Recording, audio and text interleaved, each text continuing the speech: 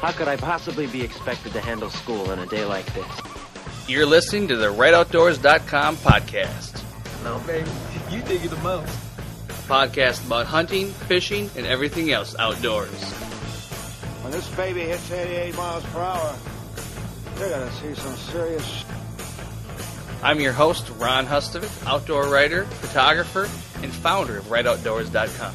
Well, that right there may be the reason you had difficulty finding game from swimming.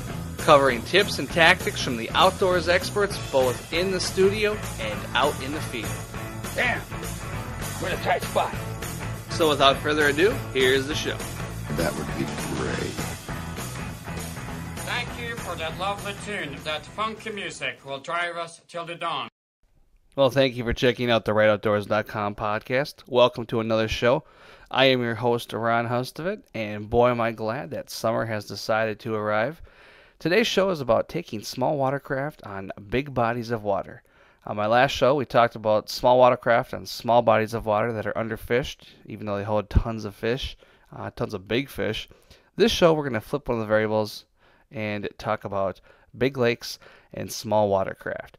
I've been lucky enough to spend the last 10 days with a Hobie Mirage Pro Angler, one of the world's lightest, most efficient, stable, and angler-friendly boats on the market today. It's not technically a kayak, but it's right at home in Hobie's lineup of kayaks that feature the Mirage drive system with turbo fins. Basically, you pedal the boat with your feet instead of paddling with your hands, and this allows an angler to have boat control and fishing rod control. So in the span of a week, I've transitioned from fishing a little 10-acre lake in Wisconsin, catching 2 to 5 pound bass, to a much larger body of water, actually 12,000 times larger body of water. We're talking about fishing on the 128,000 acre Lake Mille Lacs in central Minnesota. Now, how did the Hobie perform? Extremely well, and in not so easy conditions. The lake was mere calm on that tiny little lake, but there were 20 to 30 mile an hour winds on big old Mille Lacs the day I went out, and on the main lake there were 5 to 6 foot waves, with the occasional 8-footer. I fished the big lake earlier in the day on a 20-foot lund, and we were knocked around pretty good.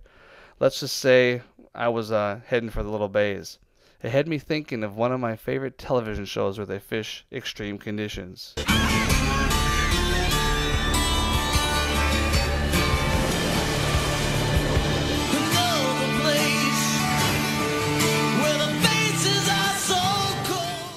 Yeah, here we go. Now you can see. It wasn't that cold. It wasn't that wavy. In fact, the bay only had 1-footers cooking, and the Hobie Pro Angler battled them with a hand tied behind its back. Did I catch anything? You dang right I did. The walleye bite was going pretty good, and I managed to land 2 in that little bay. Both were keepers, and man, did they taste delicious. I caught them using soft plastics in the cabbage weeds, a tactic overlooked by a lot of anglers, especially early in the season. Most of the anglers on Mille Lacs that day were out in the main lake, facing the wind and the waves. I stuck around in the small bay, and I think I did just as good, if not better, than a lot of those other boats, and without the bumps and the bruises that come from those epic battles with a large lake on a windy day. Now, I was working the edges of the cabbage with, like I said, with as you can see there, I've got just a regular octopus hook on, and I had on a couple different soft plastics that were working pretty good. Some were from Yum, some were from Berkeley. I was using some of the Northland Slurpees for a while, and also some of the Lindy soft plastics. But to be honest, I can't even remember which ones were the ones that produced and which ones did not. But each one of those, plus a million other soft plastics on the market, will work just great this time of year for catching walleye. Now, that one that you can see right there is an 18-inch walleye, which means it's in the slot, and that means it can be kept, and that's what I did with it. That sucker was kept and went home for the dinner table. I also did some trolling when I was out there, and that's the really cool thing. You can see I can paddle, and while I'm paddling, I can actually hold a video camera and hold a rod to do some trolling. I also got some bass fishing in. The smallmouth were not cooperating too much, but I did get a nice largemouth bass to do what I needed it to do. Throwing soft plastics again. This time I'm doing a little Texas rig with a small plastic worm, casting up into the shallows. As you can see, I was doing some dock casting and also casting the edges of the weeds, the shallow edge of the weeds, and that's quite a good turnout there.